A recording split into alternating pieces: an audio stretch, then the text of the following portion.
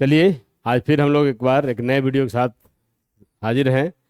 और इस वीडियो में हम लोग बात करते हैं हमारा संस्कृति, हमारा इतिहास, है ना। इतिहास को हम लोग तीन भागों में बांटते हैं: प्राचीन इतिहास, मध्यकालीन इतिहास और आधुनिक भारत का इतिहास। आज प्राचीन भारत के इतिहास की कुछ बात आपके सामने रखा जाएगा। और यह वह सब बातें हैं, यह वह सब पंक्तियां हैं जो परीक्षा में गाहे बगाहे आते रहती हैं और कभी न कभी आई हुई है। ये प्रश्न आपको याद रहना चाहिए, है ना, प्रैक्टिस में रहना चाहिए और दिमाग में रहना चाहिए। तो हम लोग बात करते हैं कि वह युग जब पत्थरों का औजार उपयोग किया जाता था उसे क्या कहा जाता है ना। वह युग जब पत्थरों का औजार किया जाता था उसे क्या कहा जाता था? पाषाण युग, है ना। उस समय मनुष्य पत्थर से ही औजार बनाता था और पत्थर से ही उस औजार के से ही शिकार करता था। उस समय मनुष्य का जीवन संग्राहक था, शिकार करना और संग्रह करना था। और मानव जीवन की जो शुरुआत हुई वह पाषाण युग से हुई। और आप लोग बताइए कि अभी कौन सा युग है? और अभी का युग आप बता देते हैं, अभी का युग ड्रोन युग है ना। अपनी सुरक्षा के लिए मनुष्य ड्रोन का प्रयोग कर रहा है, यानी पत्थर से शुरुआत हुआ और आज ड्रोन तक चला गया है। यह सब शिक्षा के बदौलत हुआ है, ज्ञान के बदौलत हुआ है। इसीलिए शिक्षा को हमेशा अपने जीवन में अमृत धारा की तरह बहाते रहिएगा। तो पत्थरों का औजार जो बना वह पाषाण युग में हुआ, है ना। पाषाण युग को कितने भागों में बांटा गया है ना। पाषाण युग को तीन भागों में बांटा गया है, ठीक है। पुरा पाषाण काल, मध्य पाषाण काल और नव पाषाण काल। याद रखिएगा, पाषाण काल को तीन भागों में बांटा गया है। और यही वो तीन काल है जो मनुष्य के जीवन में 360 डिग्री परिवर्तन लाया है, क्योंकि यहीं पर जानवरों को पालतू बनाने लगा है। सबसे पहला पालतू जानवर कुत्ता था। फसल उगाने लगा है, गेहूं उगाने लगा है, पहला फसल गेहूं था। धातु का आविष्कार हुआ है। पहला धातु आप लोग बताइए कौन सा था? तांबा। तांबा का आविष्कार इसी समय हुआ है। और जो मनुष्य के जीवन में क्रांतिकारी परिवर्तन लाया है वह है आग और चक्का का प्रयोग। यह सब का आविष्कार नव पाषाण काल में हुआ है। अग्नि और चक्र, चक्र बिना चक्का क्या, जब हवाई जहाज, रेल और आपकी साइकिल नहीं दौड़ सकती है, सोचिए इसका आविष्कार इस काल में किया गया, नव पाषाण काल में।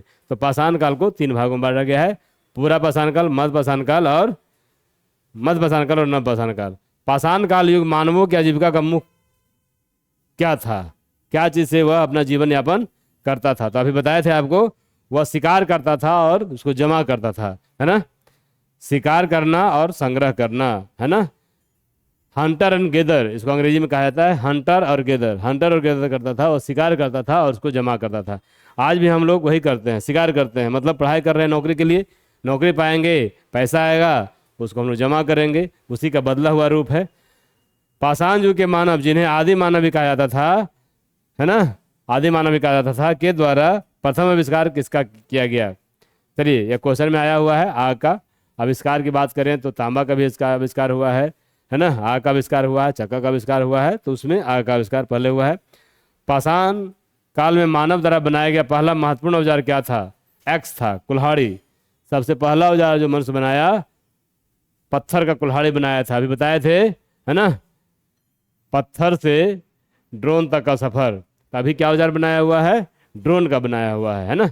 यह आपको लेख कहीं पढ़ने को मिलेगा तो पढ़िएगा, पत्थर से ड्रोन तक का सफर। पूरा पाषाण काल के मानव सभी औजार किसे बनाते थे? कठोर पत्थर से बनाते थे। पाषाण युग है तो पत्थर से बनाएंगे, जाहिर बात है, और किसी धातु का खोज हुआ नहीं था उसमें। पूरा पाषाण युग में शैल चित्रों का सर्वाधिक चित्रांकन किसका होता था? तो पशुओं का होता था। चित्रांकन, वे लोग जंगल जाते थे और पशुओं को मारते थे। पशु कैसे दौड़ रहा है, कैसे वह छुप जा रहा है, वह उनके दिमाग में चित्र बनता था और आ करके वह पत्थरों से दीवार पर चित्र बनाया करते थे। तो किसका चित्र बनाते थे? पत्थरों का बनाते थे, पत्थर का चित्र बनाते, पत्थरों से पशुओं का चित्र बनाते थे। बाद में नव पाषाण युग का शुरुआत किन वर्षों के बीच हुआ है? तो 4000 से लेके 2000 ईसा वर्ष पूर्व के बीच हुआ है। याद रखिएगा, नव पाषाण काल जो है वह 4000 से 2000 बीसी के बीच है, 2000 बीसी के बीच है, ठीक है। आगे देखते हैं ताम्र पाषाण युग। ताम्र पाषाण युग के पतन में किस धातु का योगदान है? कांसा। कांसा जब आ गया, आपको पता होना चाहिए कांसा किससे किससे मिलकर बनता है, तांबा और टीना। तांबा और टीना के मिलने से कांसा बनता है, और उस समय ताम्रपाषाण काल के समय ही कांसा का खोज हुआ। ठीक है।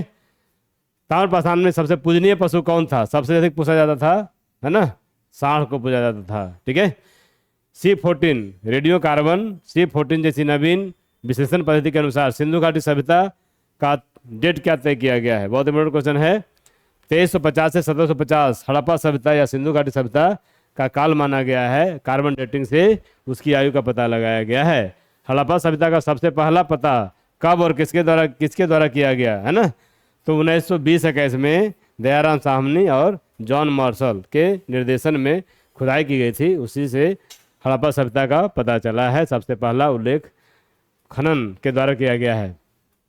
हड़प्पा सभ्यता के प्रभाव से सर्वप्रथम कहाँ से पाए गए, तो जाहिर बात है हड़प्पा से पाए गए होंगे, क्योंकि सबसे पहला खोज हड़प्पा से हुआ था, है ना, तो वहाँ से पाए गए हैं, इसीलिए इसका नाम हड़प्पा सभ्यता भी रखा गया है ना। लेकिन बाद में इसका और भी विस्तार हुआ।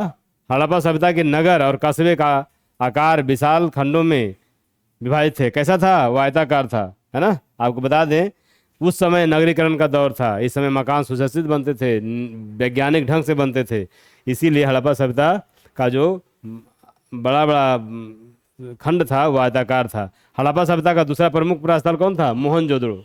मोहनजोदड़ो, है ना, मोहनजोदड़ो दूसरा बड़ा प्रमुख स्थल जो था माना जाता है, वह किसका है, मोहनजोदड़ो का।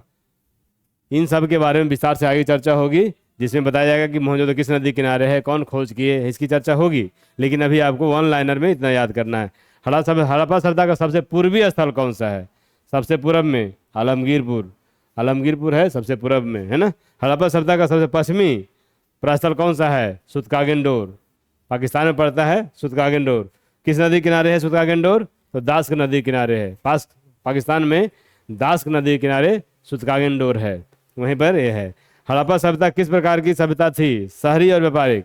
याद रखिएगा हड़प्पा सभ्यता शहरी और व्यापारिक सभ्यता थी। आपको इसी तरह क्वेश्चन निरंतर पढ़ते रहना चाहिए, और पढ़ते पढ़ते आपको यह सब याद हो जाएगा। आगे कहानी हम लोग बात करते हैं कि क्या है आगे। आगे हम लोग देखते हैं कि प्राचीन अध्ययन के संदर्भ में नवपाषाण कालिक शब्द का मतलब क्या होता है, मतलब आत्मनिर्भर अर्थव्यवस्था। नवपाषाण काल के लोग इतने अच्छे अच्छे खोज कर लिए थे, चक्का का खोज कर लिया, आग का खोज कर लिया, ठीक है, धातु का खोज कर लिया। इस तरह से वहाँ आत्मनिर्भर अर्थव्यवस्था आ गई थी। अर्थव्यवस्था शब्द आने लगा था, लोग शिकार करते थे और अपने घर में लाके उसको जमा करते थे। तो जमा करना ही अर्थव्यवस्था है, और है क्या, जमा करना ही अर्थव्यवस्था है। पशुपालन व कृषि के बाद नवपाषाण के युग में सर्वाधिक महत्वपूर्ण क्या था, तो चाहिए चक्र और पहिया। आपको बताया कि आज यदि रनवे पे हेलीकॉप्टर या जहाज दौड़ता है ना, रेलवे पे ट्रैक पे रेल दौड़ता है, तो इसका एक कारण है पहिया, जिसका आविष्कार नवपाषाण काल में ही हुआ है। किस युग में पहली बार मातृ देवी की पूजा किया गया, स्पष्ट प्रमाण मिलते हैं नवपाषाण काल में। नवपाषाण काल में मातृ देवी की पूजा की जाने लगी थी। आगे फिर इसका विस्तार से हड़प्पा सभ्यता में भी आता है। मिट्टी के बर्तन बनाने के लिए चाक का आविष्कार नवपाषाण काल में। चाक, वही चक्र आया तो वही चाक का आविष्कार हुआ। मानव के व्यवस्थित और स्थिर जीवन अथवा अस्थायी निवास का प्रारंभ किस युग में हुआ, नवपाषाण युग में, है ना। नवपाषाण काल को क्रांति काल भी कहा जाता है। हमारे जीवन का यदि क्रांति काल शुरुआत है तो नवपाषाण काल में। यूपीएससी या बीपीएससी में मेंस में यह क्वेश्चन आता है कि नवपाषाण काल को क्रांति काल क्यों कहा जाता है, रेवोल्यूशन एज। मनुष्य ने कपास और ऊद काटने का प्रमाण कहाँ मिलता है, नवपाषाण काल में मिलता है। तांबे खोज मानव किस काल में हुआ, मध्यपाषाण काल में। मेसोलिथिक इसको कहते हैं, है ना, मेसोलिथिक एज में मध्यपाषाण काल में ही तांबे का आविष्कार हुआ। पहला धातु का आविष्कार तांबा का हुआ था, उसके बाद कांसा का हुआ, याद रखिएगा, ठीक है। मानव ने सबसे पहले किस फसल की शुरू की, गेहूं और जौ। पहला जो खोजा गया फसल था और गेहूं और जौ। कहीं कहीं जौ मिलता है, कहीं गेहूं मिलता है, याद रखिएगा, दोनों एक ही तरह का फसल है। आदि मानव ने सबसे पहले किस पशु को पालतू बनाया, कुत्ता को बनाया था। चित्रकारी और प्राचीन साक्ष्य कहाँ से मिलते हैं, मध्य प्रदेश के भीमबेटका, याद रखिएगा, बहुत इंपॉर्टेंट क्वेश्चन है। भीमबेटका की गुफाओं के दीवार पर चित्र मिलता है, तो उसी से माना जाता है कि भीमबेटका में चित्रकारी का प्रागैतिहासिक अवशेषों का अध्ययन करने वाला शास्त्र क्या कहा जाता है, आर्कियोलॉजी। आर्कियोलॉजी में प्राचीन अवशेषों का अध्ययन किया जाता है, याद रखिएगा। फिर आगे चलते हैं। हड़प्पा सभ्यता का सर्वाधिक महत्वपूर्ण युग, गुण क्या था, सबसे महत्वपूर्ण गुण इसका क्या था? नगर निर्माण योजना। उस समय टॉयलेट था, उस समय रोड था, उस समय समकोण प्रकार की सड़कें थी, पूरा हाई टेक्नोलॉजी युग था उस समय, नगर योजना। इसलिए इसको प्रथम नगरीकरण भी बोला जाता है, प्रथम नगरीकरण। ठीक है, प्रथम नगरीकरण का बोला जाता है। आपको कमेंट्स में बताना है दूसरा नगरीकरण कब हुआ, कमेंट्स में लिखिएगा दूसरा नगरीकरण कौन हुआ, क्वेश्चन याद रखिएगा, दूसरा नगरीकरण, है ना। पहला नगरीकरण तो आपको हड़प्पा सभ्यता में है, तो दूसरा नगरीकरण कौन हुआ, जरूर क्वेश्चन बताइएगा, आप लोग को आता होगा मुझे उम्मीद है ना। आगे चलते हैं, किस हड़प्पा पुरास्थल से नक्काशदारी कच्ची ईंटों का प्रमाण मिला है? कालीबंगा, कालीबंगा से ऐसा ईंट मिला हुआ है जिस पर नक्शा बनाया हुआ है। कालीबंगा से चूड़ी भी मिला है, इसलिए कालीबंगा, काली काली चूड़ियाँ मिली, बंगा मतलब चूड़ी होता है। हड़प्पा सभ्यता का एकमात्र पुरास्थल जहाँ मकानों के दरवाजे और खिड़कियाँ मुख्य सड़क की ओर खुलती थी, लोथल। लोथल में मुख्य दरवाजे सड़क की ओर खुलती थी, जबकि ये अच्छा बात नहीं माना जाता है। हड़प्पा सभ्यता में अधिकतम मकानों के जो दरवाजे थे वह मुख्य सड़क से पीछे खुलते थे। क्यों? क्योंकि धूल कण उसमें न जाए, है ना। हड़प्पा पुरास्थल में एक विशाल सार्वजनिक स्नानागार मिला है ना, मोहनजोदड़ो से विशाल बाथ मिला है, बाथ, है ना, तो विशाल बाथ मिला है मोहनजोदड़ो से। संभवतः हड़प्पा सभ्यता की सबसे बड़ी इमारत कौन सी थी और इसका साक्ष्य किस हड़प्पा पुरास्थल से प्राप्त हुआ है? अन्नागार। अन्नागार भोजन भंडार करने के लिए, अनाज भंडार करने के लिए अन्नागार मिला है मोहनजोदड़ो से। बताना है आपको कि उन्नत जल प्रबंधन व्यवस्था, ड्रेनेज सिस्टम का सबसे अच्छा प्रमाण कहाँ का है? धौलावीरा, है ना। धौलावीरा किस राज्य में पड़ता है आपको बताना है ना, कमेंट में लिखिएगा। उन्नत जल प्रबंधन ड्रेनेज सिस्टम, जैसे आज नाली और इंटरनल नाली रहता है ना, ढका हुआ नाली रहता है, उस तरह का व्यवस्था मिला है धौलावीरा से। हड़प्पा सभ्यता के अब तक ज्ञात सभी नगरों में सर्वाधिक समृद्ध कौन था? धौलावीरा। धौलावीरा सर्वाधिक समृद्ध था, है ना। हड़प्पा वासियों का मुख्य पेशा क्या था? मुख्य पेशा शिल्प कार्य, शिल्प करते थे वे, है ना। कई तरह के टेराकोटा मिला, टेराकोटा मतलब मिट्टी से बने हुए खिलौने।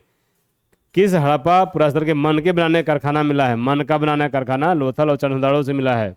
आपको बता दें चनहुदाड़ो से लिपस्टिक भी मिला है, इस समय इतना उन्नत था, चनहुदाड़ो से लिपस्टिक भी मिला है। ठीक है, किस हड़प्पा पुरास्थल से गोदी मैंने डॉकयार्ड मिला है? लोथल, बहुत इंपॉर्टेंट है, लोथल से डॉकयार्ड मिला है, बंदरगाह मिला है। हड़प्पा में मापतोल की प्रणाली कौन सी प्रचलित थी? दशमलव की, दशमलव पद्धति यहाँ प्रचलित थी, मापतोल की प्रणाली पे आधारित था उस पर। हड़प्पा काल में माप की इकाई किस अनुपात में थी? 2 का चलता था, 2, 4, 8, 16 इस तरह से चलता था, 2, है ना। आज 1 का चलता है, 1, 2, 3, 4, उसमें 2 से चलता था। हड़प्पा वासियों ने सबसे पहले किस फसल की खेती की? कपास की खेती की, है ना, याद रखिएगा। हड़प्पा वासियों ने सबसे पहले कपास की खेती की। ये सब इंपॉर्टेंट फैक्ट्स है जो आपको हमेशा याद रखना चाहिए। बार बार वीडियो को देखिए, पॉज कीजिए, देखिए, सुनिए, और है ना, जब भी एकांत में कहीं बैठे हुए हों तो इन्हीं सब को देखना चाहिए आपको, ताकि आपका सामान्य ज्ञान ज़्यादा से ज़्यादा अधिक बढ़ सके। चलिए आगे बात करते हैं हम लोग। हड़प्पा पुरास्थलों में विशेष प्रकार के गेहूं और जौ के अवशेष मिले हैं, कहाँ से? हड़प्पा और मोहनजोदड़ो से। किन हड़प्पा पुरास्थलों में धान की खेती के साक्ष्य मिले हैं? धान की खेती के साक्ष्य लोथल और रंगपुर में मिले हैं, लोथल और रंगपुर में मिले हैं। ठीक है, लोथल और रंगपुर में मिले हैं। किस हड़प्पा स्थल से जौ, तिल और सरसों के सर्वाधिक साक्ष्य मिले हैं? बनावली। एक्चुअली बनावली ना कृषि के लिए प्रसिद्ध है, वहाँ खेती का काम बहुत होता था, इसीलिए वहाँ से बहुत तरह के अनाज मिले हैं। सबसे पहले किस हड़प्पा स्थल से जुते हुए खेत के साक्ष्य मिले हैं? कालीबंगा से। जुते हुए खेत के साक्ष्य कालीबंगा से मिले हैं सबसे पहले, है ना, कृषि वहाँ होता था इसलिए वहाँ से मिले हैं, कालीबंगा से। इधर की बात करते हैं तो हम लोग बात करते हैं मानव ने सबसे पहले किस धातु की खोज की? तांबा का, आपको पता है। भारत के किस राज्य में अब तक सबसे अधिक 200 ताम्रपाषाण कालीन खोजा गया है? महाराष्ट्र में, है ना। महाराष्ट्र हड़प्पा सभ्यता का सबसे साउथ का है, यहाँ से 200 ताम्रपाषाण कालीन स्थल मिले हैं। भारत का अब तक का सबसे बड़ा ताम्र संचय कहाँ खोजा गया है? तो गुंगेरिया, मध्य प्रदेश में है, गुंगेरिया से हुआ है। ताम्रपाषाण काल में शैल चित्रकला में मुख्य रूप से किसका चित्रांकन होता था? पिछली बार बताया गया है पशुओं का, जो सबसे अधिक चित्र बनता था वह पशुओं का बनता था, क्योंकि पशु ही देखते थे, जिसको आदमी सबसे ज़्यादा देखेगा उसी को वो बनाएगा। चलिए, इस तरह से लगभग 200 क्वेश्चन का यह सिलसिला समाप्त हो रहा है। एक बार फिर से आप लोग इसको जितना अधिक बार दोहराइएगा, जितना अधिक इस वीडियो को देखिएगा, उतना आपको लाभ होगा। हो सके तो उसको कॉपी पर लिख लीजिए और पॉकेट में पन्ना में रख लीजिए और जहाँ भी बैठिए उसको देखते रहिए, है ना।